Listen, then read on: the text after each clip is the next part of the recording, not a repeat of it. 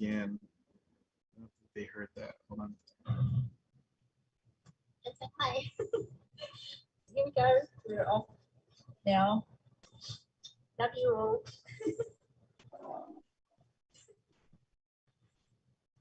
See you guys afterwards.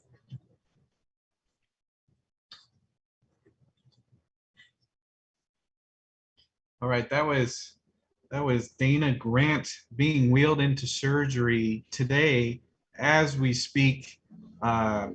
We wish her all the best, and as you saw on that fundraiser site, over $100,000 raised for her emergency brain surgery. This is a huge, huge story and huge success for the fans of Xena, Warrior Princess, and Wonder Woman, and Mad Max Furiosa. And of course, she was recently in Lord of the Rings, and that's why she discovered this aneurysm, unrelated to a long-standing issue, unrelated to her work on Amazon. But the fact that they hired her in the first place on Lord of the Rings means that they're hiring the best. Julia Windsor just checked in on the chat room. I missed that. What happened? So one of Amazon's Lord of the Rings stunt people got found a long-standing issue, a brain aneurysm, and she needed emergency surgery, and she asked for put up a GoFundMe because you can wait 6 months on the National Health Service list, or you can pay the money and go to a private hospital. And the fans came together last Monday. So we're talking within 6 days, she went from zero money, a huge brain thing, and here she is getting surgery just a week later. That's a huge success. This is Torn Tuesday. I'm Justin. I'm joined by Cliff. And Cliff, who do we have with us? Yes, hello everybody. Hi. I'm very glad to be here, beginning the show with such a taste of humanism at the very top of the hour. This is why I am here, and this is why Professor Tolkien has brought me on this journey through my lifetime to where I am now. I'm just thrilled because we are all a family and we take care of one another, and pretty much the philosophical idea is that we humans are best equipped to take care of our own problems in this regard. And I think it's fantastic that really the community came together. Thank you, Justin, for bringing us all together today. This is Torn Tuesday, and we are very much, and I mean this without any wordplay, but we are very graced with the presence of Reverend Tom Emmanuel from Long Beach. Welcome aboard to our show, good sir. It's great to have you here. Hey, Cliff and Justin, thank you so much for having me on today. It's great to be here. Yes, it's so good to have you here. It's so exciting. It's so exciting. Let it never be said, please. Let it never be said that we don't encourage having contrasting and counterpointing opinions on our show, because it all started today on Twitter. Justin, tell us how it happened, because I didn't like it either. You didn't like this at all. Well, I did not.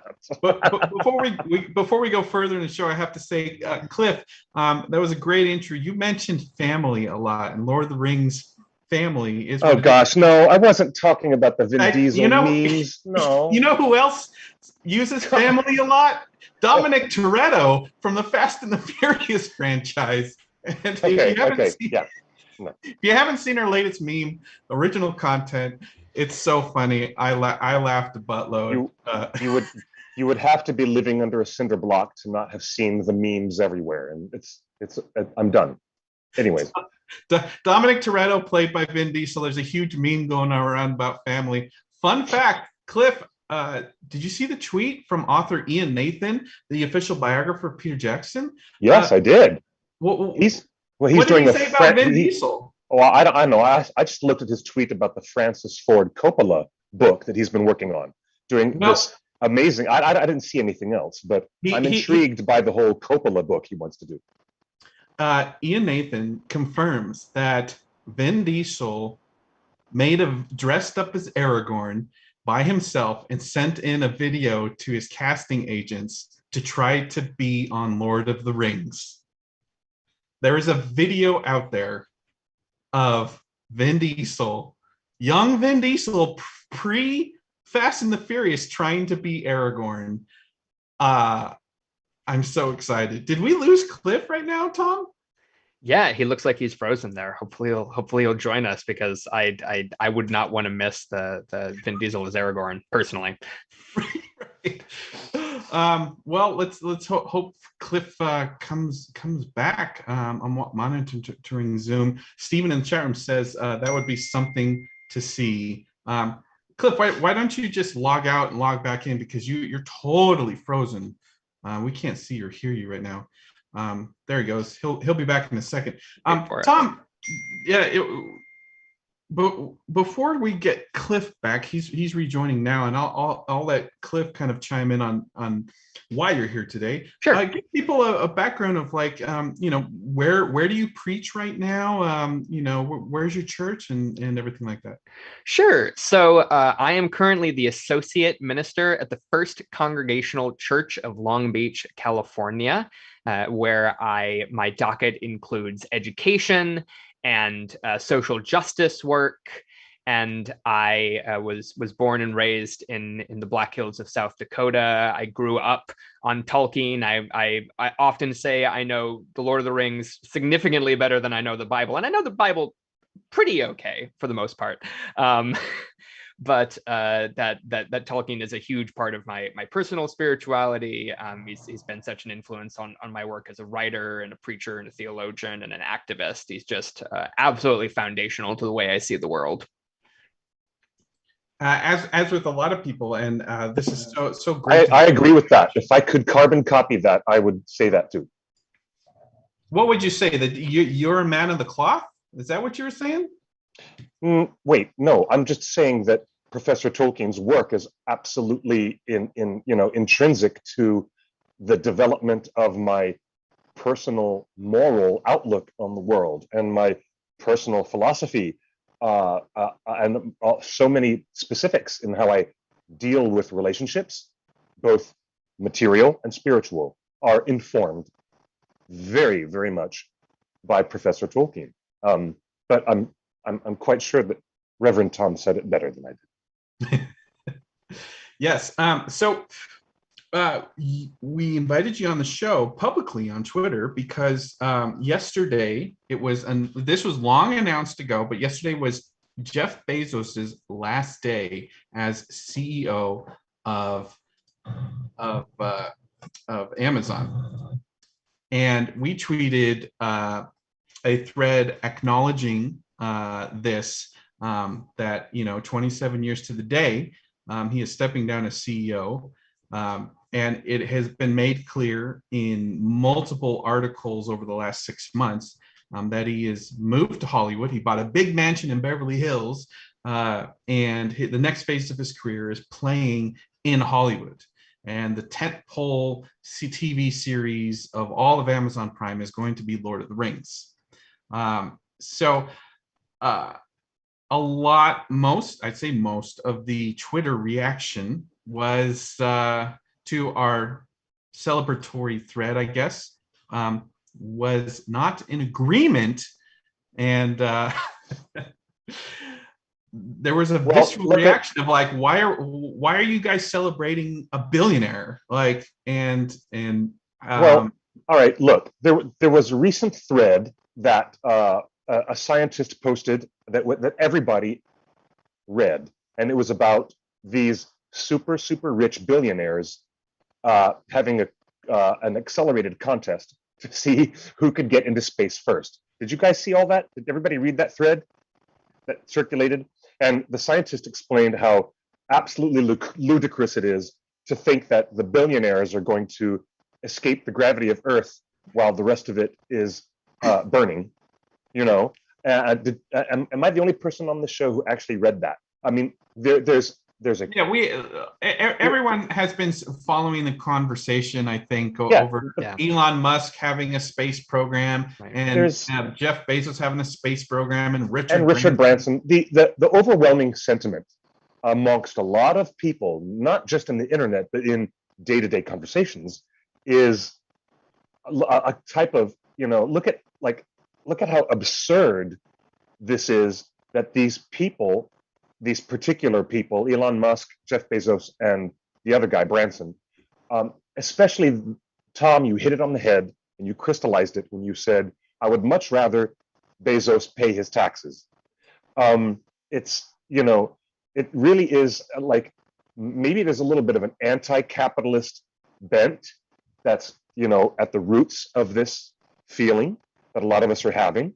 But I agree with Tom that, it's not like, yay, have some champagne and throw the confetti because Jeff Bezos has decided to do this and step into the arena as a producer of all these entertainment projects. We still, I mean, it stings, it especially stings after this year of COVID and the extreme financial hardship that so many people have gone through, myself included, and many in our audience as well, to see these shenanigans with the ultra rich people acting so ridiculous. And I would have preferred that, in an editorial sense, the OneRing.net would have had, that sensibility of putting out, a different message about,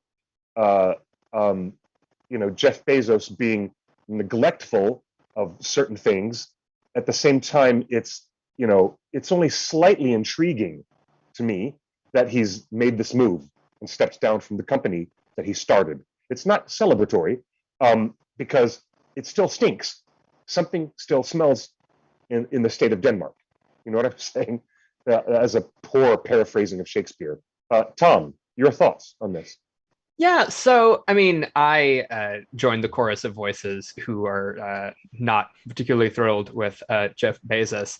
And I think, one of the things that, at least for me, accounts for not only animosity to Bezos, but the response to the tweet, and sort of I think there's a undercurrent of response to the Amazon Lord of the Rings series at all. The fact that it's being developed by Amazon, this multi-billion-dollar global corporation that's been in the news for terrible labor practices and battling unions, and Bezos and these guys making off with billions and billions of dollars during the last year, 16 months, while so many people have seen loss of healthcare, loss of housing, loss of income. Precisely. Yes. So I think there's a very real distrust is probably a light word for it of Mr. Bezos and his intentions and his involvement in any Lord of the Rings project. I also think that, we're coming up here, as you're well aware, on the 20th anniversary of the release of Fellowship of the Ring, of the catapulting of Tolkien back into the popular consciousness. I was 11 when that film came out. And I grew up with Tolkien, but for many people of my generation and the next generation, those films, they came along. That's 20 years ago, and since then we've seen the 2008 financial crash. We've seen the development of social media, and the internet has become this thing that interpenetrates all of our lives, and we all go on Twitter and argue about the new villain of the day, right? And it's all a little maddening. And then particularly with the COVID situation, to me, there is I guess I start with any Amazon project with a baseline of skepticism about motive. Maybe not necessarily, I mean, I haven't seen the product. I know what the product is going to be. I don't, it could be good, it could be bad. People will probably disagree on that, but from the perspective of production, the fact that I don't necessarily think it's a good thing that Jeff is going to be highly involved with the production process, or more involved with the production process than perhaps he would have been otherwise. He got the whole ball rolling, from what I understand, and this is the way it's always been presented to me. But I've never been in the room with Mr. Bezos. I have never had a conversation with him. Maybe someday we can do that and have him on the show and we'll talk about it. But I understood that because he was such a hardcore Ringer fan himself, that was the main impetus for the whole thing. So you put two and two together. One variable, he's been a hardcore Ringer ever since he was a child. And then add to the fact that every 2 months, he earns another, $5 billion. Every couple of months, he gets billions and billions more. And so on one side of it, I have always appreciated Justin's basic stance. Justin, let me speak on behalf of you for a second here, okay? Oh boy. Justin, Oh boy. Justin's basic stance has always been, this is a good connection because of the resources that Middle Earth deserves. It should not be done on the cheap. The project, if it should be adapted again, should be done with all of the resources and talent and infrastructure that it could possibly have thrown at it, because the story, the legendarium of Tolkien, deserves to be treated as a top-notch project, to be handled with apparent care, but then again, having a lot of money, lots of money in the budget, does not always equate to it being handled with apparent care, which is my little counterpoint. So I'm just saying, yeah, I've always understood why Justin has, celebrated that. And, is that not too far off the mark, Justin, that you were actually thinking in terms of how many resources the show would actually get to keep it looking good and being done right in the first place? As over the last year, we've taken a 20th anniversary look at all of the milestones in the production of the record award-winning, box office breaking Peter Jackson Lord of the Rings series. What went right? What went wrong? Why was it so magic? And we've had hundreds of conversations with the executives that were there, with the actors, with the filmmakers, with the marketing guys, with even with the musicians that were like stringing the so our whole thing over the last year has been to find that magic, what that magic was. And let's start with the budget. And it is absolutely true, hard facts, that in 1998, when Bob Shea and Michael Lynn, the head of New Line Cinema, the two heads of New Line Cinema, the founders, committed $300 million to the production, it was the biggest budgeted film in history, more than Titanic. Yes, but the only way that Bob Shea and the guys at New Line were able to get that thing put together with that level of money was because they pre-sold foreign sales for all the foreign markets, and that's how they paid for it. And I was told 21 years ago by people who were on the inside of the production, it looks like a lot of money on paper, but this is a massive scale project, and you're going to see every penny on screen, because they gave it all they got with the limited resources they had at the time. This is a little bit of a different scenario now, because I don't think so. I don't know. I don't think so. Haven't we seen them wasting money and like burning money in a crazy way? With what like recasting Aragorn wasting money? Well, has there been a revolving door? We can do a one-for-one comparison on budget expenses on Peter Jackson's film and Amazon show. But that's the point is that 20 years ago, I remember almost all the fans were united in celebrating that, oh my God, they're committing the most money ever put toward a film. This is how you do it right. And here we are, 20 years later, Amazon is going to do a TV show, which up until the recent years, Tolkien could not be done on a television budget, period.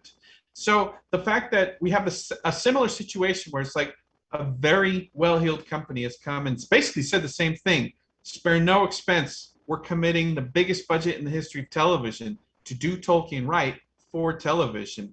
And so I guess bringing Tom back in, for you, what's the difference? Why is the budget conversation so negative now when 20 years ago it was positive? I think there's a couple of reasons for that. One of them is that we're in a different economic situation right now than we were 20 years ago. In the late 90s, this was sort of an era of relative economic prosperity in America. The federal government was actually running budget surpluses by the end of Bill Clinton's presidency.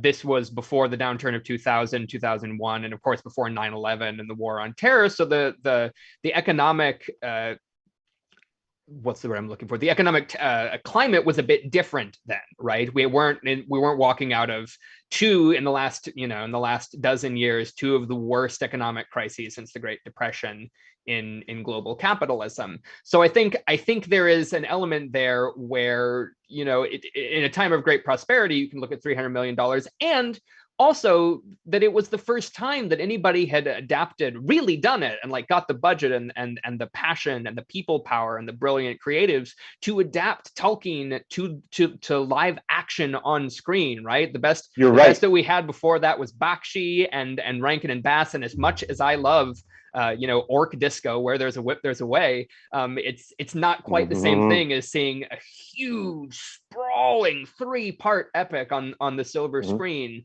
And so I think there was, certainly, I can't go back to the excitement of being an 11-year-old, but the idea that I could see these characters on screen and that I could experience Middle Earth in this immersive way, it was so novel. And you probably know that the market for big budget fantasy epics at that time, it wasn't a done deal. There was an element of risk into injecting this huge fantasy trilogy into the film market at that time, in a way that now, in the wake, first of all, in the landscape that's been transformed by Lord of the Rings and Harry Potter and the Hunger Games and of course Game of Thrones, which is maybe the most immediate cultural referent to the new Lord of the Rings series, right? So there's the excitement of the first time getting to see Tolkien's vision and the Lord of the Rings, the story that we all love, on screen, and a different economic context.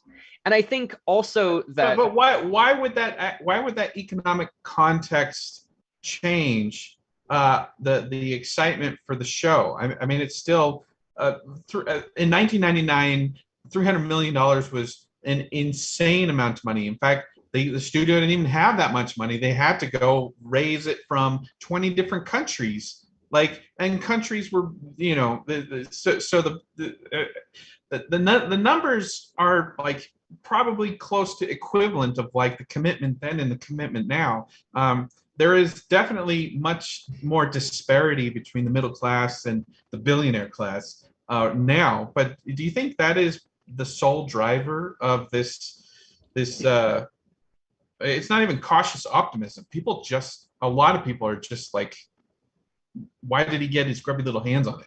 I would interject a very quick point before going back to Tom, that the people in the live chat on YouTube have already kind of pegged that the amount of money and that budget that Amazon Studios is throwing at it does not automatically equate to quality. It is, even at 20 years ago, when we were all excited about the success of New Line Cinema financing a trilogy, and the news broke that it was not going to be 2 movies, but it would be 3 movies, we were thrilled about that. But we didn't know Peter Jackson, and we did not know his temperament as a director of major fantasy films. We had only seen The Frighteners, and we couldn't get a bead on how he was going to do The Lord of the Rings by looking at Heavenly Creatures, not to mention being really kind of discouraged and anxious about all the zombie splatter movies. 20 years ago, everyone was talking about, yeah, they've got lots of money that they're going to throw at a Lord of the Rings trilogy, but who the heck is this weirdo zombie splatter Kiwi director that we don't even know? And so what did they do that changed? How did they change public perception? Well, I think now, 20 years later, we still have that same perspective and that same kind of problem. We don't know J.D. Payne and Patrick McKay, and we're still wondering what those guys are about. They're the showrunners, and all of the fans still have this kind of similar attitude. Yeah, Amazon has a lot of money to throw at it, but we don't know these creators. We don't know these filmmakers, except for J.A. Bayona. We know him, and he's made wonderful movies. But we have all these question marks, and so maybe that's a core thing. Maybe Tom, you can chime in on this. Please. Because because we haven't been exposed to any of the creatives, and the creatives that we did know and respect have both left the show before they even rolled cameras. John Howe and the Tolkien. I'm blanking. Anyway, You mean Alan Lee? The fact that we don't know who any of these people are, do you think the focus has been unfairly been on Jeff? Boy, you've opened the Pandora's box of my feelings about the Amazon Lord of the Rings show. Okay, where do I start? Well, I think one of the things is that, and I'm going to speak for myself, or I don't know if this is a sentiment widely shared in the fandom, but I think I've seen some of it on Twitter at least. One of the elements is that we've seen the enfranchisement of Hollywood in a really big way over the last 20 years. You think about the Marvel Cinematic Universe, you think about kind of the way that an intellectual property that might have been fresh and exciting and monumental when it first arrived now feels like, and I'm saying this as somebody who enjoys the Marvel Cinematic Universe, but you get this feeling like, oh my God, how many have there been this year? 6? Like, do I really need another Captain America movie? Like, God, and so there's a sense, I think, of and a fear, at least for me, of, okay, well, are they gonna make me tired? Are they gonna make me tired of Middle Earth on screen? I mean, you two have probably seen the YouTuber Lindsay Ellis's exceptional documentary about the making of The Hobbit and the Hobbit trilogy, and how that was such a different experience from The Lord of the Rings, and had a much more mixed reception from the cast, from audiences, critically speaking, and from the people who were working on it, right? The Warner Brothers stepping in to actually get labor law in New Zealand changed in order to continue production at the level of profitability which they wanted. And that's a whole rabbit hole that we could go into, that you guys and your listeners are probably well aware of. It's a great tether. I'm glad you mentioned it. It tethers into this resentment that I have right now towards Bezos. Please continue. Yes, absolutely. So I think, and I'm just a cantankerous, like, I'm an old person now. I'm in my 30s, by God, and I'm just cantankerous. Oh gosh. Like, what are they gonna do? I don't know what the scripts are gonna look like. I mean, I'm excited about Akalabeth. I'm excited about the fall of Numenor, because that is where we see things heading. I'm excited to see Second Age Sauron. That's gonna be dope. To use a very hip word, but so there are elements that I'm curious about, but I think knowing that we're not working with the same, Tolkien never wrote the Legendarium of the Second Age in the same detail that he wrote the Lord of the Rings. Obviously, it was never novelistic in the same way, and so there's some creative unknowns about, well, how are they going to adapt it, and what are they going to add, or how many characters are they going to create? How do you turn what is fundamentally, a single long chapter of the Silmarillion into a 5-season show, and what kind of adaptational choices get made there? So that for me is sort of a creative question. And then I think there's also just that the sense that, when like I said, and you know this better than anyone. I mean, it's great talking with you guys, because it makes me nostalgic for when I obsessively checked the OneRing.net for details. It just takes me back to dial-up in the early 2000s. This is great. But Lord of the Rings is such a bankable property now, right? Like there've been the Shadow of Mordor games. There've been 2 film trilogies. There's huge amounts of it's a cultural force in a way that obviously there were people who were into the Lord of the Rings when the first one came out. When the first film trilogy came out. But now it's such a safe bet, and I think one of the things that I've noticed from Bezos is talking about, he wants Lord of the Rings to be the next Game of Thrones. And I was never a big Game of Thrones guy. I'm not a George R.R. Martin fan, but I know that it was super important for a lot of people. It was this cultural touchstone, and the sense that rather than, let's try something really new, let's try something that feels like it's a creative risk. Let's take another well-known intellectual property and just do a Game of Thrones to it. knowing full well how badly Game of Thrones ended, at least in my opinion. Then I was never a fan in the first place. So I think there's a lot going on here, more than just, oh, the budget is too big or Jeff Bezos sucks. I don't know necessarily about the budget numbers aren't what get me. It's I think there's a perception of sort of cynical cash grab on the part of the production. Maybe not, and that's not to downplay the incredible work that the creatives are going to do, that the set designers, that the actors and the screenwriters and directors are going to do. None of that, but the sense that this feels more like product than the passion project that clearly was Peter Jackson's original trilogy. Indeed.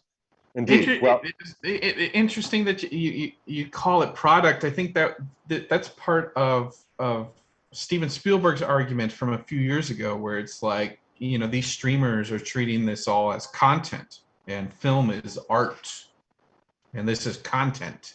I think that was actually Scorsese who said that. I think both of them did. Oh, okay.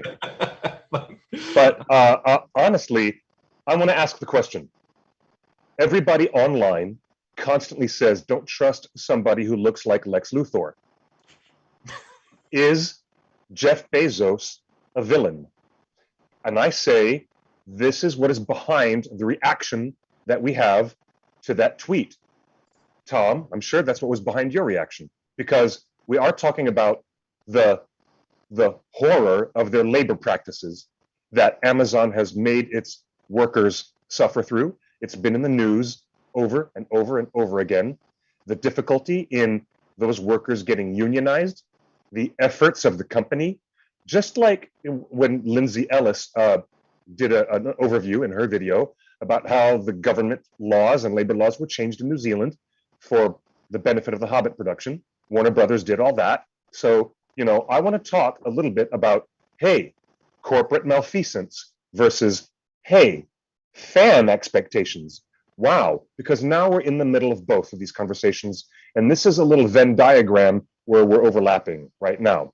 It's not comfortable, but it's worth talking about, really. The way that Amazon behaves as a company, you called it the everything store, the way that they started out was one thing, and where they've ended up now in terms of labor laws and the treatment of workers and the difference of this economic climate that Reverend Tom so adroitly pointed out, there is a lot of conversation that points at Bezos skipping out on his taxes and being a villain in general. So how do we, I don't want to mitigate one point of view over the other. We as a fandom are stuck in the middle. I kind of feel stuck. Personally, as a fan, I'm stuck between resentment of what the Amazon company has done versus its separate endeavor as a motion picture and entertainment studio, where Jeff has now moved his interests over to run the show. And, I appreciate that he's such a hardcore fan, like I was, that he wanted to throw all of his prodigious billions of dollars at the project, but I'm still not a fan or even an appreciative person out here looking at Jeff Bezos like he's, a good guy, because I'm not looking at him like he's a good guy. So let's unpack. That's just my personal opinion, but there you have it. I get it. So let's unpack some of this. First off, I don't think anyone should fault these guys for wanting to go to space. It's not like they're not spending $10 billion building all these spaceships just for themselves. They're just going first. Yeah, but they're just trying to have a pissing contest between the three of them. It's more than that. Like, dude, 10 years ago, I went out to the Mojave Desert for the first launch of the Blue Origin with Richard Branson, and it was a big deal, and because NASA had been underfunded for decades, and we were having all those, and we had some fatal issues with the space shuttle, so there's something electric. I can't.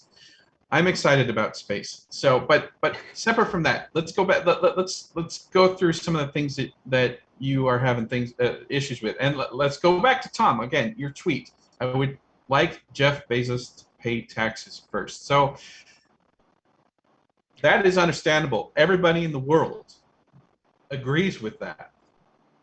And to give some context, Amazon and Bezos, with Bezos at the head, has made it a business program to try to get tax breaks from anywhere they operate. In fact, when they announced that they were going to build Amazon Campus 2, their second East Coast headquarters, right? They're based in Seattle, but they had so many employees that they needed another headquarters. So they actually asked all 50 states in the country to send them a proposal for what tax breaks would be available to Amazon, the richest company in the history of the world, to build their second headquarters in which states. They ended up choosing or getting close to choosing New York City, and then it turns out that New York City was always going to be the most likely place they were going to build it, because that's where most of their employees were. So this whole this whole song and dance of asking states, hey, how much can you give me? Even though we're the richest company in the history of the world and we want to employ people, how much tax breaks? So we've heard that they went to Scotland and New Zealand, and they pitted those two countries against each other for tax breaks. Right? Yeah, and isn't that just ugliness? Well, in a sense. So we just showed Tom's tweet. So the question I have for you, Tom, is why don't we feel as angry at Warner Brothers and The Hobbit, which got the most tax breaks in history of New Zealand? They got over $40 million in tax breaks. So why does The Hobbit get a pass, but this is like the evil incarnate with the same thing? Well, it didn't get a pass.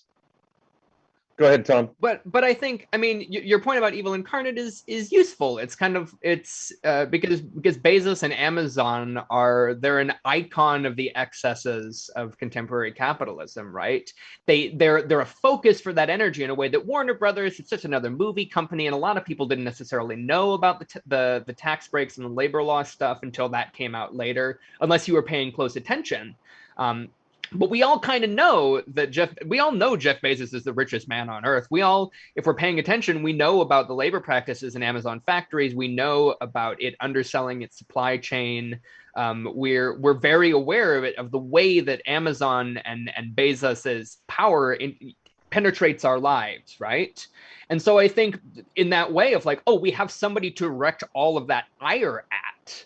I don't think that it's necessarily that Warner Brothers should get a pass, or that what they did was somehow better or worse than what Amazon does. But the point that it's in this particular moment, we can look at Bezos, who's made a lot of money off this last pandemic, and there are a lot of people my age and your guys' age and older and younger who are like struggling with student loan debt and looking at the rent.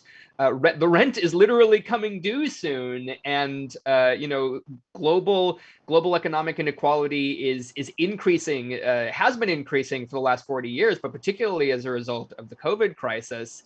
And is Amazon the most evil corporation on earth? Shouldn't we be having the same responses to Disney or to other media companies? And we could say, well, why not? First of all, I certainly do. But I think that Amazon crystallizes the issue, and Bezos personalizes it in a way that, is it fair to him? I don't know. I don't necessarily think it's fair that he's that freaking rich either. But I think that accounts for some of it, is that Bezos functions as a villain. I compared him to Saruman in one of the tweet thread that I did in response to the One Rings tweet thread, and he does function that way, right? Like Saruman or Sauron for that matter, is a crystallization of evil as we perceive it, as it's perceived in Middle Earth. It's this icon, and whether that's entirely fair or not, we can have a conversation about that. But I think that's why it draws so much ire. Exactly. You couldn't have said it better, Tom. You couldn't have said it better. It's like Saruman started off with the best of intentions, and then it went really south, didn't it? Did Sauron start off with the best of intentions? Oh God, no! Don't start this. But in the beginning, all things were Eru created all things good. Very Augustinian of Tolkien, very Catholic, as a matter of fact. Not that I'm a Catholic, but that's a whole other thing we don't want to actually open up in this particular hour of the show. But we must sometime soon. Come back and we'll have that. We'll have the conversation about metaphysics. Please, let's do that. I would absolutely be delighted. That would be very fun. I'd love it. Justin, I don't want to take over, but can I address a point you made about 100%, please. Yes. So you brought up this distinction between art and content, right? Or art and product. And I think I don't want to gloss that over, because I think that is one of the big questions when we look at something like any of the media that we consume is simultaneously somebody had to create that, right? Somebody had to pour time and energy and intention and money into getting that out into the world. And because of the nature of our economy, it's also product. You don't New Line didn't make Lord of the Rings just because they thought it was a great idea. They thought they could make money with it, right? It's not like Jackson's original trilogy was just pure art put out into the world for the sake of it. They had to scramble. They had to beg, borrow, and, well, not steal, but certainly pull together enough money. And to be clear, like, it's art and commerce. And we could do a whole nother show clip on all of the financial lawsuits. Peter Jackson sued Warner Brothers for profit participation on Fellowship. The actors sued Warner Brothers or New Line Cinema for toy likeness money at the end. The Tolkien estate sued Warner New Line for licensing gambling machines in Las Vegas. This is what I don't get. I guess this is what I don't get. We've just determined that record-setting budgets both times. We've just determined huge tax breaks both times. We've just determined that everybody is also in it for the money as much as their passion for Tolkien. So why is Bezos just getting... Why is there so much negative energy, especially on social media, this time around with this guy? Is it just because this guy? I think it's Bezos is a particular, like I said, an icon of the ills of society right now. We look at him and say that he represents it personally. He personally represents the ills of society to a lot of people. I also just think that the last 20 years have really opened, particularly younger people, and particularly the core demographics of media consumption and of fandom, has really opened a lot of people's eyes to the way that these big corporations actually do leverage their economic power to get tax breaks, actually do leverage their economic power to underpay staff, et cetera, et cetera. So I think there's greater awareness about the underlying economic mechanisms now. And we have the convenience of being able to project that onto, oh, Jeff Bezos sucks, which, again, I don't know how he's like, what he's like as a person. I don't know, it's not my job to judge people for their personal lives, but systemically and in terms of his social function, yeah, he kind of sucks. Yeah, absolutely. Look at the way, in contrast, his ex-wife behaves. Wasn't she in the news recently for having just made the largest charitable donation ever on record? Because, she's doing something better with all of her money personally than Jeff Bezos has ever done. The contrast just is immediate, isn't it? Go ahead, there's a couple of great comments. Brittany in the chat room says, it's difficult to reconcile a conglomerate like Bezos with good intentions and being true to the Lord of the Rings franchise and not just using it to cash a cow. Look, I promise you, Harvey Weinstein saw dollar signs, and he got dollar signs. The executives at New Line Cinema saw dollar signs. They knew it was going to be a big commitment, but they committed to it, and they did see dollar signs. Peter Jackson sued for those dollar signs. The actors sued dollars. Everybody is part of the success of this. And look, there's a bunch of, I've seen all the comments and the questions in the chat room. Just a couple clarifications. Our post said he spent $10 billion. Well, we've heard that the first article said 3 years ago said that he's committed $1 billion to Lord of the Rings, including the rights, casting, everything, production.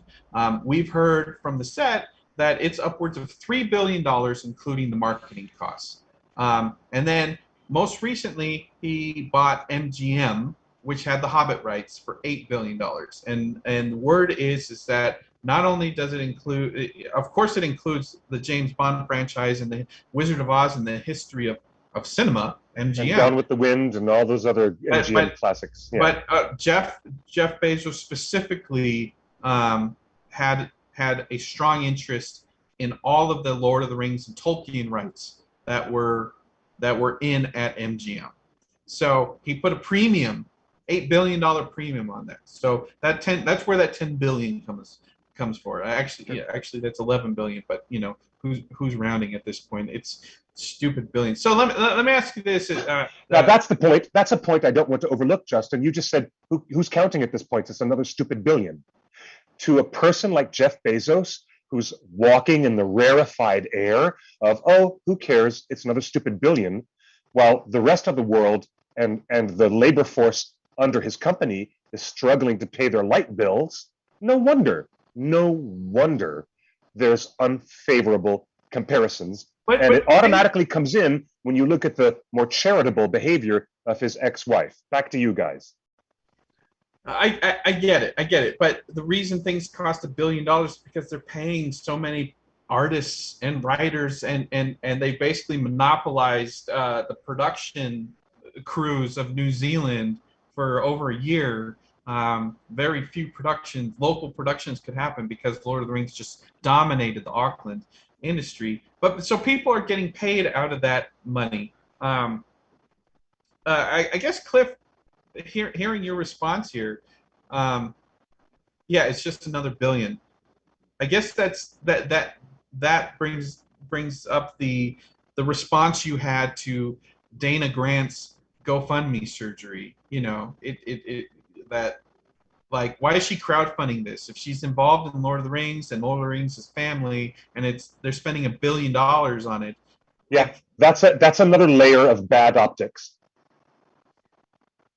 So, how do you reconcile the idea of, like, she left the production, like she was already wrapped up production. So, like, how long? May I? Yes. So one of the things, and this is where I'm coming from politically, is it's not even that Bezos or Amazon could have paid medical costs and it been a pittance out of their budget, but also going back to this thing about all the tax breaks that Amazon gets, right? The idea that they're not actually paying their taxes, and that even if they were, those taxes, I would argue, aren't high enough in the first place. And so we could have systems that provided for people's health insurance needs. Now, you invited an actual socialist on the show, so socialism is what you're going to get. And you know what? And that's fine, and that's totally great. We're open to every voice and all these ideas. Bring it.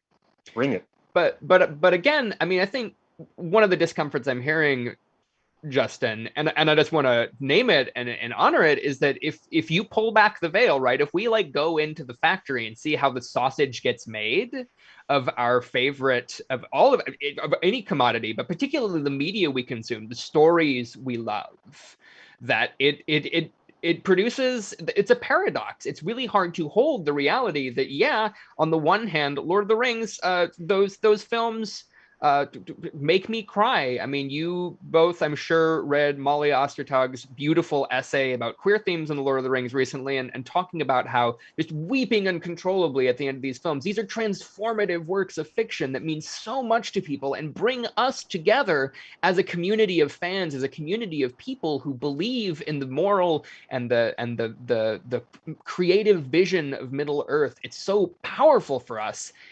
And to hold that alongside the fact that, yeah, I mean, Harvey Weinstein was calling shots on the original production, and people were filing lawsuits and getting paid out the nose, and Jeff Bezos is dumping billions of dollars into this one. Like, those two things don't sit easily together. And for me, it's, I mean, I don't have an answer to how to deal with that. I think it's worthwhile to talk about that tension, which is what my 280 characters were sort of an attempt to draw attention to, is to like there's this underlying tension, I think, of media consumption in general, but maybe particularly for us with the Lord of the Rings, which is such a powerful vision of how, with all its imperfections, a powerful vision of how we want the world to be and how we want to be as people, right? Yeah. We wouldn't be drawn to it if that weren't true. It sounds like I have a potential solution to this, but coming off what you just said, I do believe that the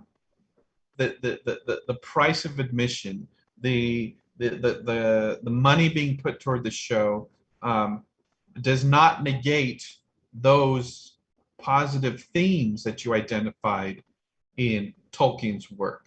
And I don't think the budget put forward bastardizes Tolkien. Just from a budget standpoint.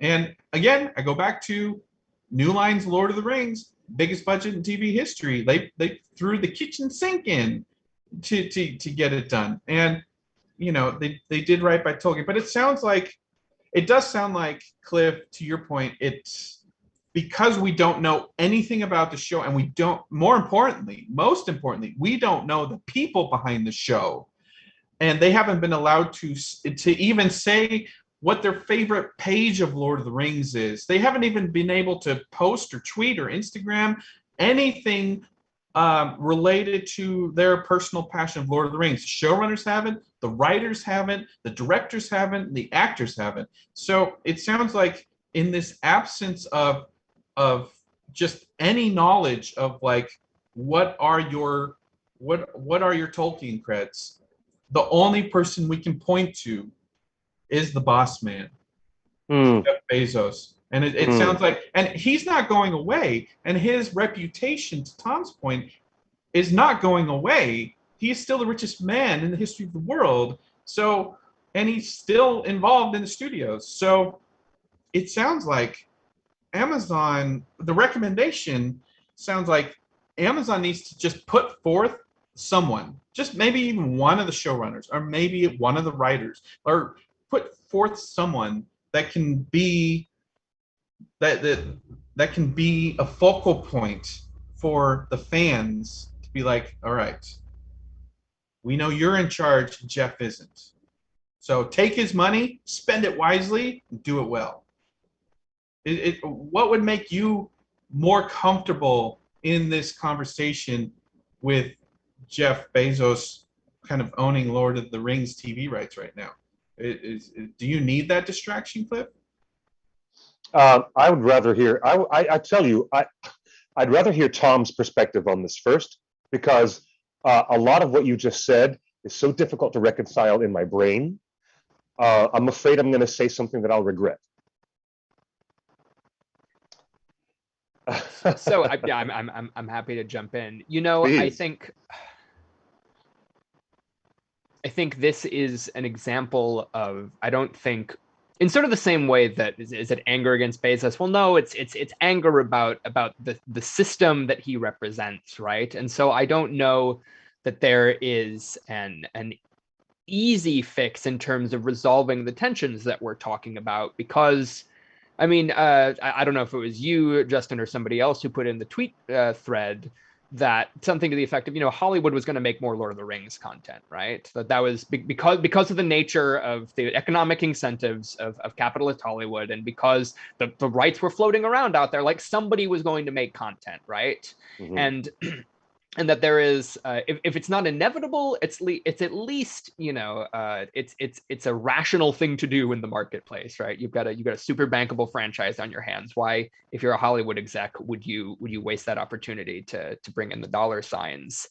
And for me, it's my disease comes more from the fact that that's the case. It's not even so much that that this particular project, but like, do we need to watch intellectual property just get milked until it's run dry? Do we do we really need the kinds of, I mean, I'm excited, cautiously excited, generally skeptical about any new Tolkien media. I mean, I for one am like more excited about the anime War of the Rohirrim personally, but that has more to do with my love of anime than it has to do with any like economic factors or social factors to it. I just like, oh, rad, cool, I want to see that.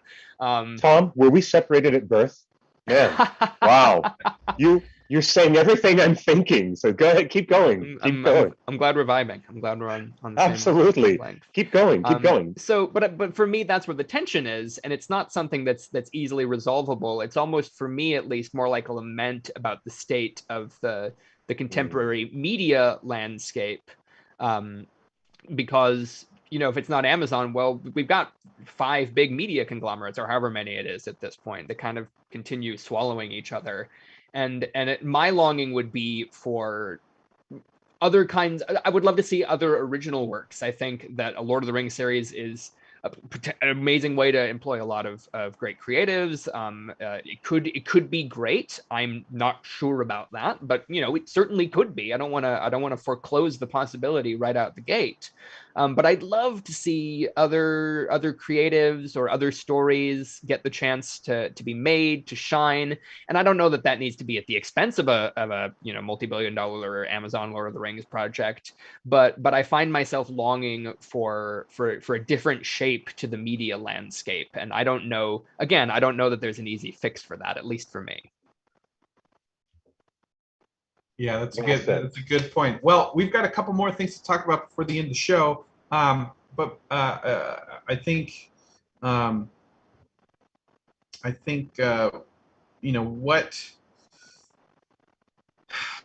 I think we covered, where a lot of this energy is coming from, and it's existential to Lord of the Rings, and I think there's ways around this, and and I think New Line had some issues PR issues that they had to work through when they were making Lord of the Rings. Warner Brothers had to do had some PR issues in a similar vein. Again, Warner Brothers did everything they could to hide the tax breaks and hide the anti-union clauses that they had the New Zealand government. I mean, there's so many things on The Hobbit that is just, I feel like Warner Brothers got a little bit more of a pass, maybe because social media wasn't as fiery as it. And let's not forget, Cliff, you were there on set. We've heard from every actors and stunt people and stunties that because of Peter Jackson's Lord of the Rings, new laws were written over safety. Mm-hmm. That is true. So, well, there's a lot of things that have changed, particularly the online amphitheater of public opinion, which has become much more of. It doesn't feel like a public forum. Sometimes it feels like a firing range. When you're out there trying to get your opinion out there, it's different. Things are different. It's so unfortunate that some of the tone has changed in the way that fandom is addressing itself and addressing one another in these aspects. But there is worldwide grievance about wealth inequality. It's as old as the hills. It has been with us for all of mankind, all of mankind's history. But now, certainly, we are more aware of one another's ideas and feelings about it. And I'm happy. And on one side, I know I sound a little schizophrenic. I am happy that Jeff Bezos is a hardcore fan, that he wanted to put the best people and the most amount of money and all the resources that he could possibly wrangle and put it to the effort of adapting J.R.R. Tolkien. That, as Gandalf might say, is an encouraging thought, but that's not the whole story. It is absolutely not the whole story. And today, in this 1 hour, I think that Tom and you and I have actually touched on the tips of some icebergs of political and financial resentment also being folded over with our consumer desires. It's weird. It's just a weird place to be. Cliff, there's a question from the chat, and this is my final question on this topic for you, Cliff and Tom. Wasn't Samwise a tax collector? Was Samwise? Wait, you mean in some of his duties as mayor, when he was elected mayor, that he had to do some tax collecting? I maybe I'll have to look that up. Okay, so well, my final thought is this on this is the Tolkien estate is, for its entire history since Tolkien has died, has been very, very protective of their. The correction came from the YouTube chat. Thank you, Magicus. No, Samwise was mayor, not sheriff. It was the sheriff. It was the sheriff who was doing the tax collecting. But that's aside. All right. Well, moving on. There is we also got some breaking news today, and an update on the Gollum game. And let's show you that video right now.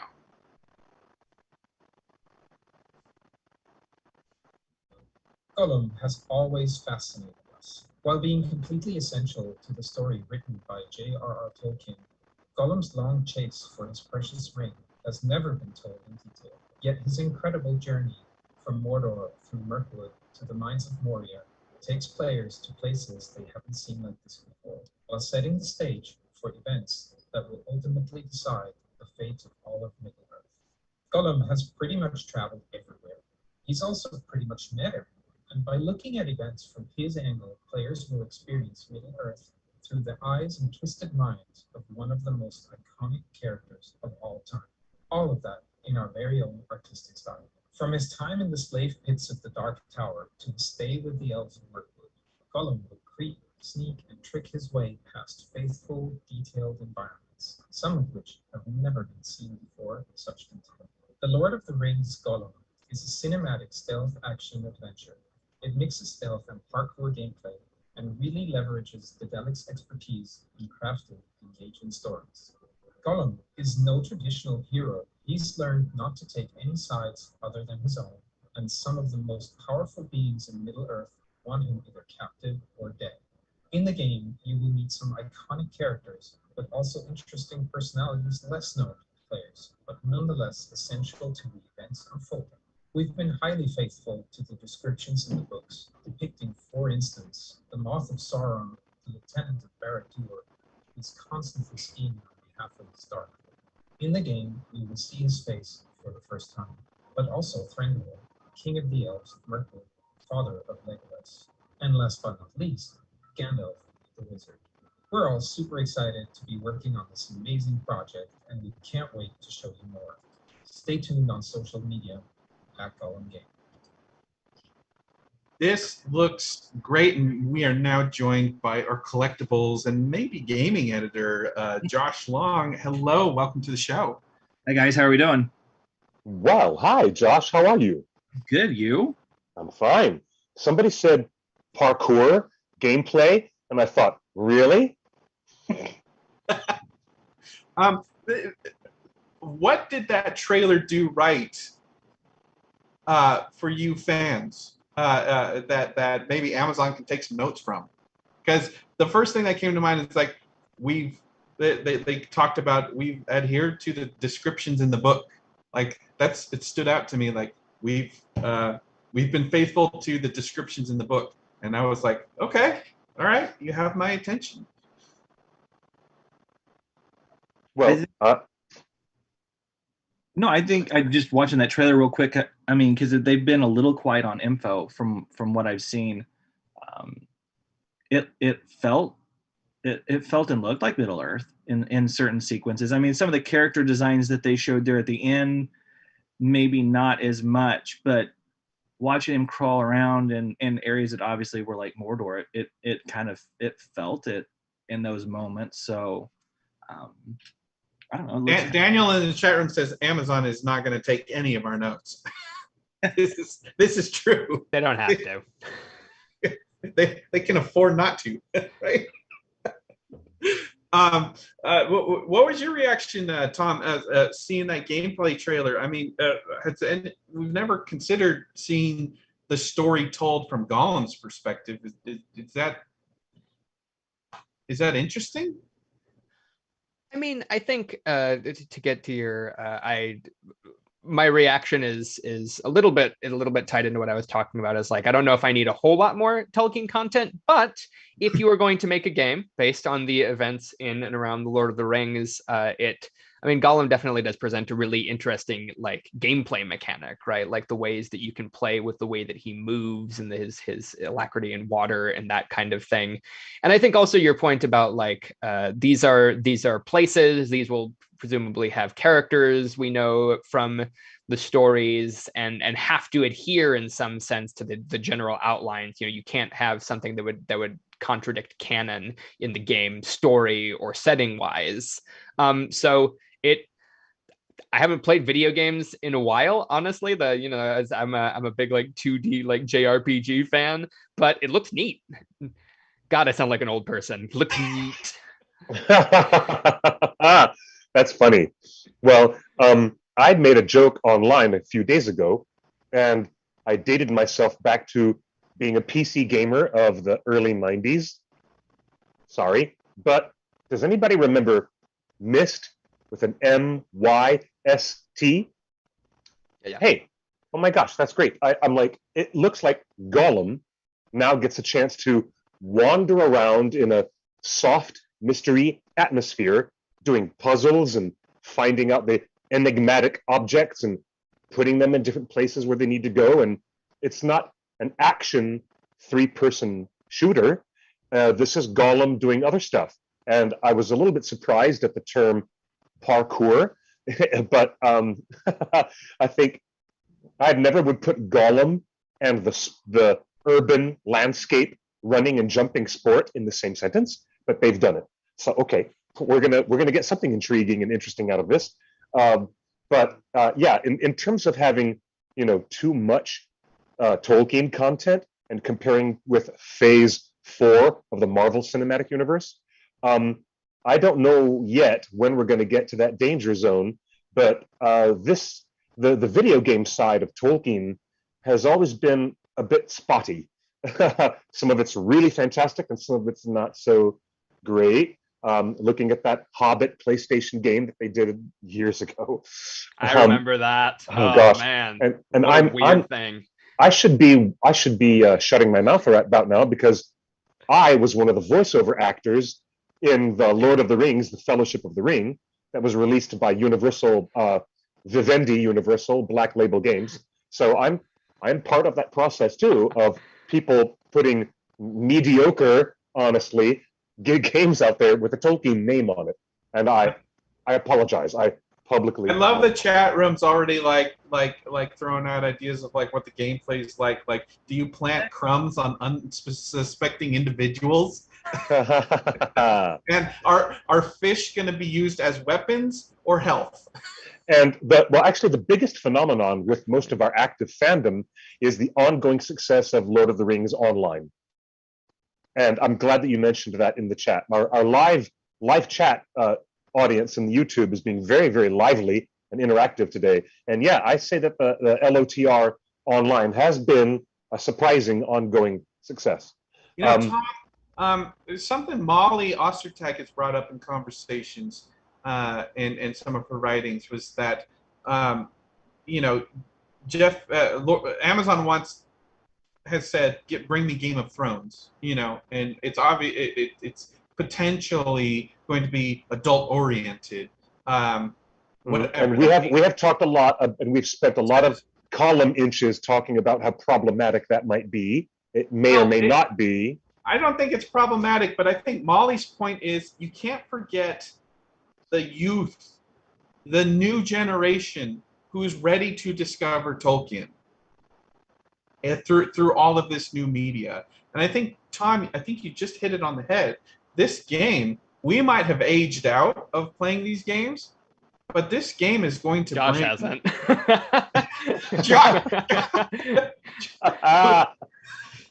Go ahead, I'm Josh. just an old person in a young person's body. That's me. I That's was me. I was literally playing my Xbox before I came up here and made sure I got in the waiting room in time. So no, I All right, so you're gonna get this game, Josh? if it's made available for Xbox, yeah, I would get it. I mean, I would give it a shot. I mean, I've played a lot of bad games, so it's not like it would be the first bad game I've ever played. I look at it from, you know, as someone who does play current gen stuff, you know, and everything.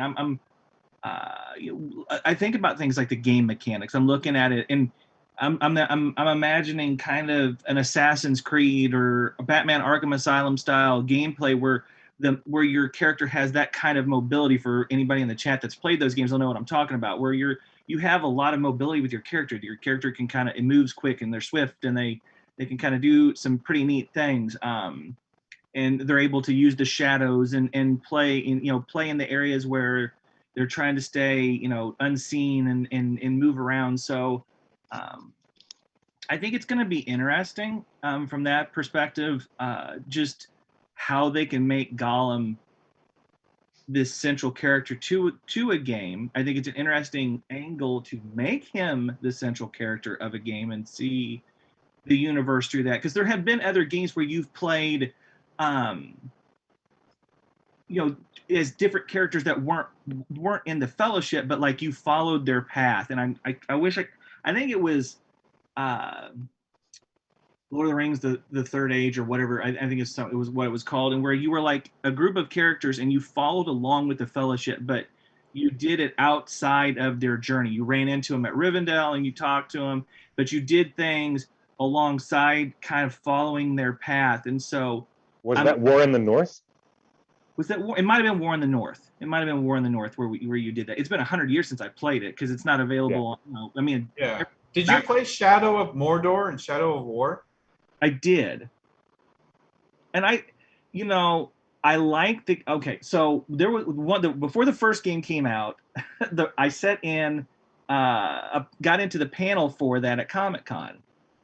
And I was very curious about it. And listening to them talk and everything. And of course, you know, obviously when you have an expert like Cliff with it, when it comes to lore and remembers all the details and that kind of stuff. And obviously I'm not at that level, but I'm sitting there and they're saying a few things and I'm going, oh, that's not right. That's not right. You know, and just kind of nitpicking it in my own head. So from a lore perspective, it rankles my nose. From a gameplay perspective, from just a gameplay, it's fun.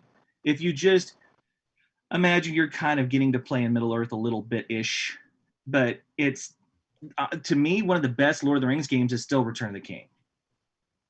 I don't know why that hasn't. That's right. And if you guys are listening, and I'll buy it. I mean, I will throw my $60 at you and buy that. I'm telling you, someone needs to figure out the rights between Warner Brother Games and EA and redo an updated version of that Return of the King co-op. Put some online co-op. Give us the whole trilogy. And then you have the tower where like you can play like Aragorn. You play all the different deals, and I think you fight Sauron or somebody at the end. I can't remember now. It's been 100 years since I played it, but that game was great. It was like getting to play the movies and play the stories. So, but that's a 20-year-old game. Again, you're talking about old games. Tom, one of the big controversies with the probably the biggest controversial Lord of the Rings game was choice in any Lord of the Rings game was Shadow of Mordor 2, making Shelob a hot woman that has this whole storyline. I feel like it gets, you know, the game is fun and it gets ribbed, but I feel like if Amazon attempts anything like that is so outside the book, like they deserve what's coming to them. Oh my gosh, to see Shelob dressed in a slinky little black cocktail dress? No. No. That is what we on the internet call a choice. That's right. Definitely a choice. That's what I mean. It's a fun game to play from a swashbuckling, go around, stab stuff, you know, whatever.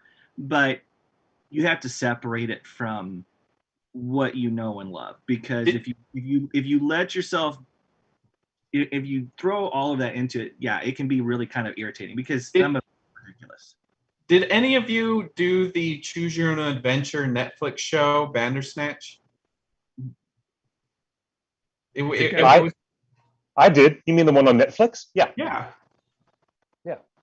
I I mean, mean, like the books from when we were kids, where you like read them and you chose a deal and you went to that page and then read the story. yeah. There's a whole there's a whole series on Netflix. Choose Your Own Adventure. Choose Your Own Adventure show. I always thought maybe Lord of the Rings is uniquely qualified to have a Choose Your Own Adventure. Maybe that's what they're spending $1 billion on, creating all of these storylines that lead to everywhere. So Josh, you're on the show because you've got some big news for the torn community, right? Yeah. So you and I have talked about it privately a few times, and you've been, trying to encourage me to expand doing Collecting the Precious past just the video reviews and taking pictures and stuff. So Mad Eye Gamgee and I have decided to get together and do a Collectibles podcast. And obviously, with collectibles being what they are pop culture wise, I think it'll be kind of fun to do from that regard.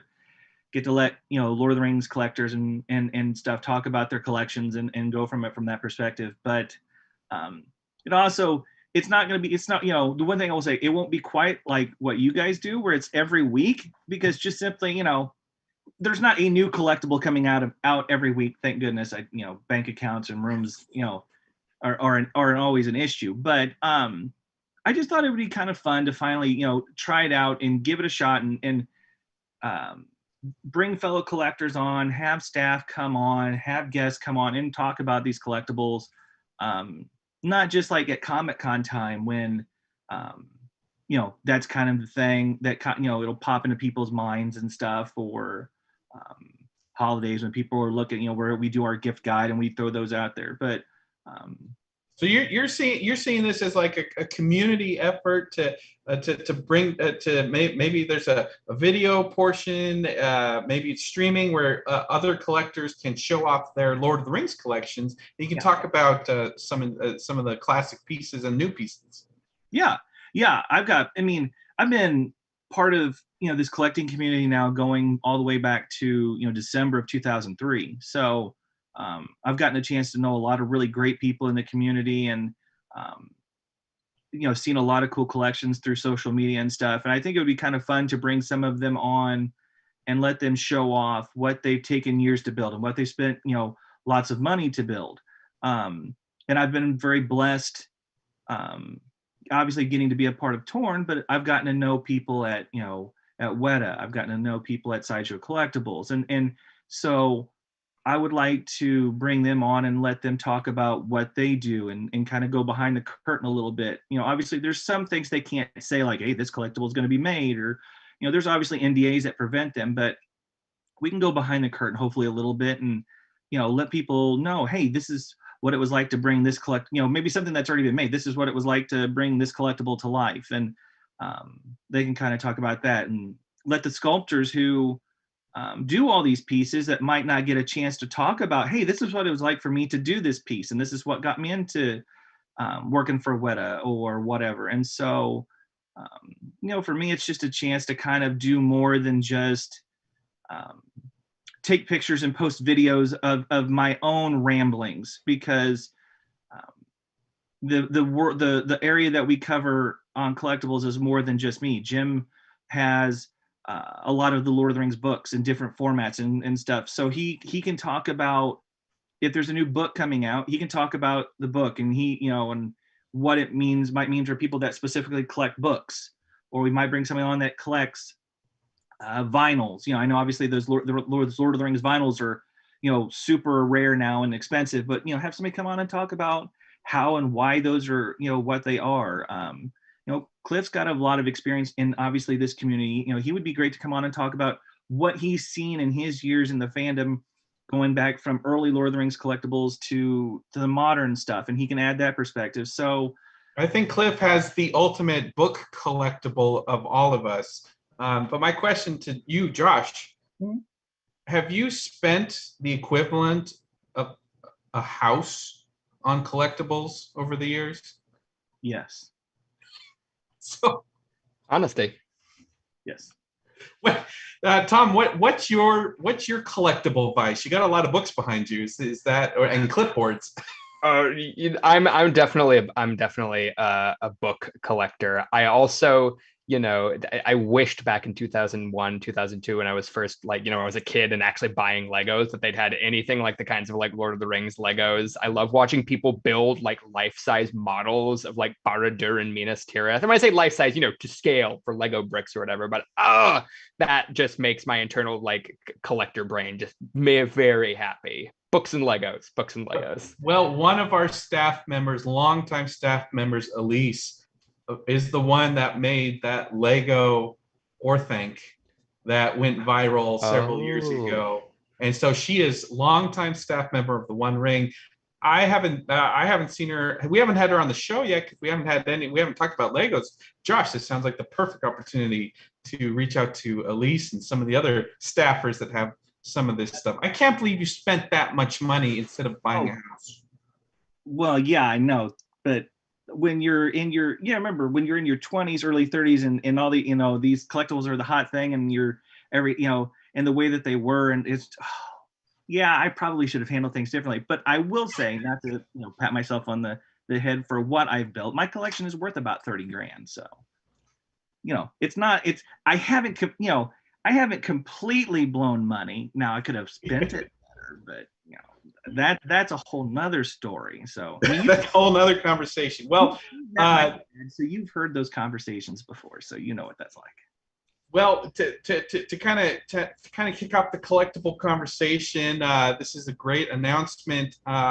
If people want to showcase their collections, how do they get in touch with you? Do they DM you on Twitter or send an email to the One Ring? They can do that. They can DM me on Twitter. I have to remember if I have an underscore on my Twitter username or not, because I don't usually give it out. And there was a question earlier from Anne Charlotte that earlier in the conversation says, I love this discussion, but I do wish the representation was a little better. I agree. We're four old white guys. Yeah. With beards, no less. In my beard, but it's there. So please, Anne, email webmaster@theonering.net. Webmaster@theonering.net.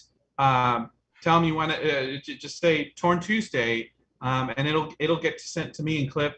Same with all of you collectors. If you email webmaster@theonering.net and say you want to be on the new collectibles show, maybe share some photos of your collection. Yeah, that'll be sent to Josh, and things will get started. Again, we're all volunteers. This isn't a job for any of us. We're just donating time. So webmaster@theonering.net. That's the email to remember to bookmark, and it'll get sent to the right people. If you want to be on Torn Tuesday, if you want to be on the Collectibles show, have you come up with a name for this show yet? Or are you going to kind of crowdsource that? Well, I was thinking about, obviously, because it's still part of Collecting the Precious. I was just thinking about keeping obviously that as in the title somehow. I don't know. I mean, obviously, because we're not going to be live every week. If I can talk you into it when you have free time, maybe Comic-Con, maybe do something, or I don't know. Tammy in the chat room has a suggestion. She would like a segment every show called the Weta Report. Okay. Oh, we have a winner. Jeez. I can guarantee every show in some fashion or another, Weta Workshop will get mentioned, because 97% of my collection is stuff that they were part of, whether or not it was the old SciShow Weta stuff or if it's the stuff that they're doing on their own. I mean, they make the most amount of Middle Earth collectibles, not just obviously Lord of the Rings, but they obviously do Hobbit stuff too. And Dark Crystal and everything. Cliff, how crazy is it that Weta is doing Dark Crystal things? The Dark Crystal showrunners are now writing the War of the Rohirrim show. Like, Cliff, your dreams are coming true, dude. And the anime thing. that brings me back to what Tom said much earlier, and a lot of fans in the live chat room on YouTube have also said, we are terrifically excited about the new anime feature film, The War of the Rohirrim. And I'm more excited about it than I can tell you. It's also because of my energetic, years-long enthusiasm for Miyazaki and other great works of anime, both film and television. And now a combination with my favorite guys from the Dark Crystal, Age of Resistance. Well, I cannot resist. Let's just use that word one more time. Resistance is futile. Jean-Luc Picard. I am so in the theater, and I'm going to use my AMC A-list membership to go back and see War of the Rohirrim over and over and over and over. That's just one little fanboy right here. I'm sorry. I love that. That's what's going to happen. That's what's going to happen. Hey guys, this has been such a delight. I have a 6-month-old to put down for the night. We read Lord of the Rings to him every night before he goes to bed. We are on the chapter Mount Doom, so I gotta go and do that. Wow. Well, that's a wonderful, oh my God, best dad of the year. Okay, Tom, that's awesome. The That is first such an awesome thing. the first book this kid ever heard when he was 1 day old was I read him the first page of Lord of the Rings. So I wanted to start him off with the right stuff. So thank you so much for having me. I'm going to make this chat one bearded white guy fewer. Thank you so much, guys. Great to have you with us. Thanks, Come and Tom. join us again soon, Tom. Thank you. What a great conversation that was. Well, Indeed. here we are at the end of all things. Thank you so much for joining us for Torn Tuesday. You know, a lot of people, it's so weird because like a week ago, we were being accused by social media of like, how can you be so mean to Amazon? You know, this crowdfunding thing is not related to the show. You know, you guys are unfairly blaming Amazon, and then we posted the Jeff Bezos thing yesterday, and everyone, and the same type of people are like, you're on Amazon's payroll, and you're a bunch of bootlickers, and you just want access. It's like, guys, that's not what any of this is about.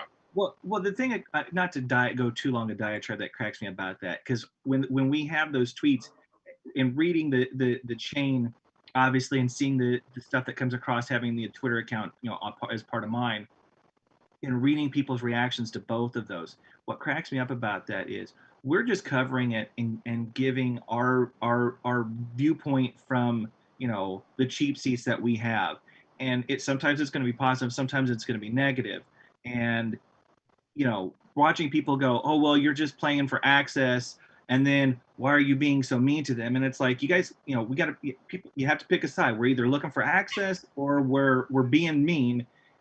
Really, actually, none of the above. We're just being honest with what we see in the moment. And by the way, we're just a fan site. There's no ads on the site. We don't make money. We're all volunteer. I haven't enabled ads on any of our YouTube videos. Like if there's an ad, it's because Warner Brothers has claimed it, most likely.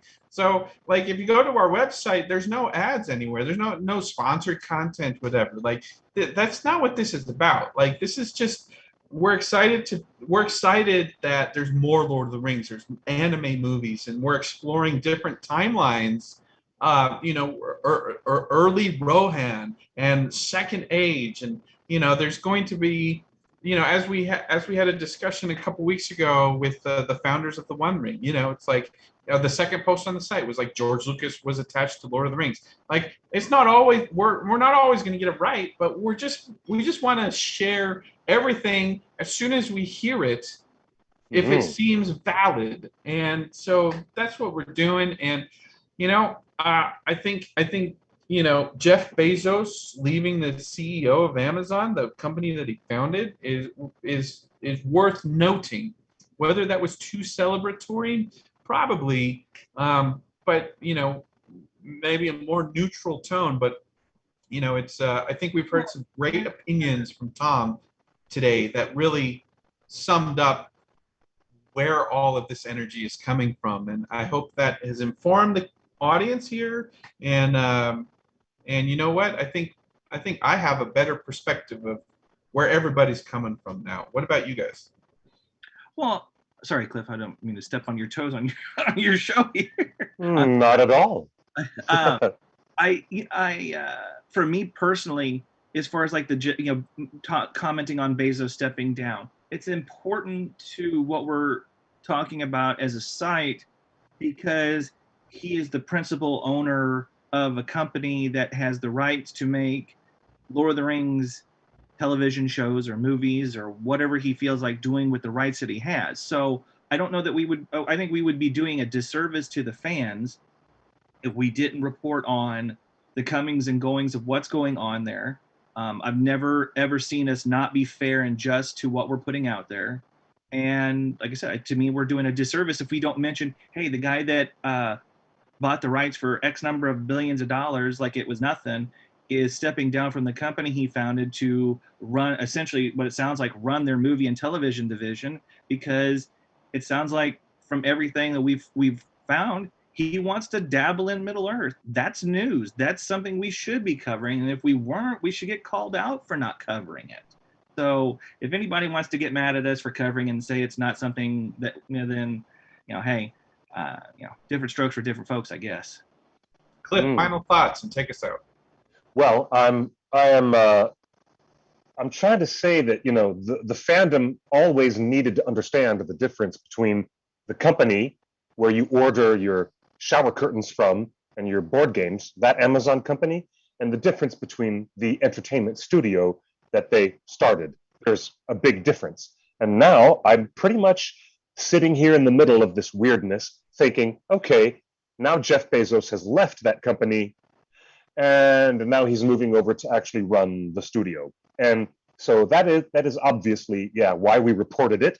It is newsworthy, but I am not here at all as a volunteer for this website to carry the water for another Saruman or to, reflect in a gentle and magnanimous way about Jeff Bezos's company or his personal behaviors. I'm just going to reflect on the fact that where we are now in popular culture, these conversations are weirdly overlapping.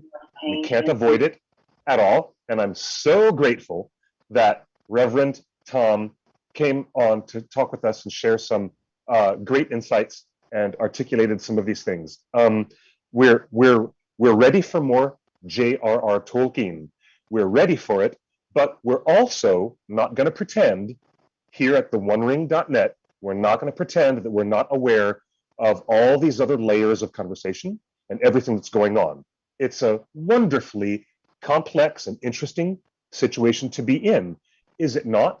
And I am kind of happy overall that we have so many various people, intelligent, creative, and contrasting voices that are here within our community. And we're more than glad to have them come on the show and we'll talk it out. We'll counterpoint each other and we're going to have a great time and we will uplift one another in the process. I'm all about that. And at the same time, if we're lucky, we might find somebody else who can play the villain the next time that something goes weird with this Amazon Studio show. I guess we'll find out when we get there, all right? In the meantime, we need to reserve all of our judgment until we actually see some of these episodes of season 1. And whenever we get there, we're all going to get there together and we're going to have an honest look at what's going on. That's what we're here for. So thank you again to the whole worldwide audience for being part of our community and our extended family for the past couple of decades. I'm still filling out paperwork over here for the Emergency Renters Assistance Program. So thanks everybody for accusing us of being suck-ups and taking paybacks from Amazon Studios. I'm still waiting for that check.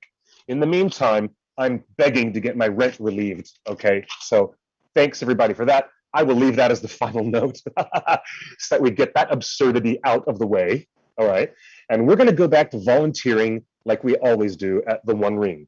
If other people want to come in and volunteer their time and be a representative and more diverse voices and energetic ideas, bring it. We have an open forum. Webmaster at theonering.net. is where you can email. It would be lovely to have you join us again. Next week, we're going to have a lot more mischief and maybe a surprise or two that might or might not involve high-end collectibles. Shh, we don't know yet. It's a secret.